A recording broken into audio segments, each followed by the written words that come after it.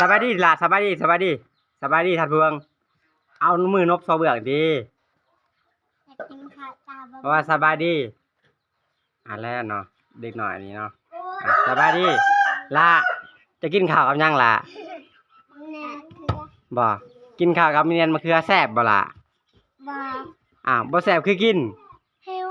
บ่กินจนหิวบ่บ่เป็นบ่หิวกินยัง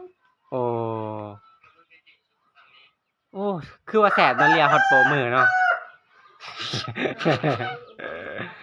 ท่านเนี่ยล่ะลาเฮียนห้องได้ล่ะห้องวันหนึ่งบ่เฮียนห้องปหนึ่งคิดว่าบ่เกี่ยมอีกกินข้าวเนาะเป็นตาแซ่บเนาะบายดีโอ้โหสบายดีจ้าเด้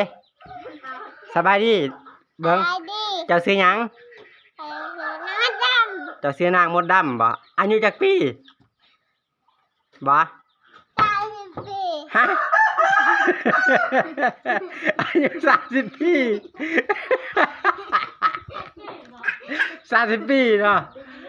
นางมดดำเนี่ยอายุ30 ปีเด้อนี่เด้อนี่ละแนมกล้องนี่ไว้สิสัมภาษณ์นี่แนมไว้กินข้าวกับเนียนมะเขือเนาะ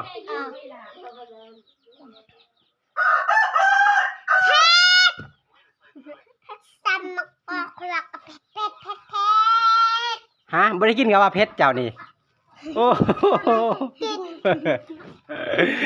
อ้ยเนาะนางมดดำอายุ30 ปีเด้อนี่เด้อนี่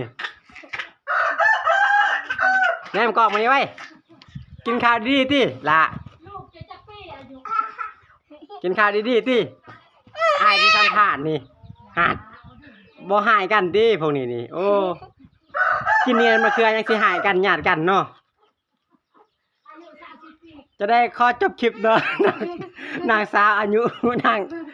นางมดดำอายุ30 ปีเนาะจะได้ขอจบคลิปเพียงเท่านี้เนาะนี่นางมดดำอายุ30 ปีเนาะ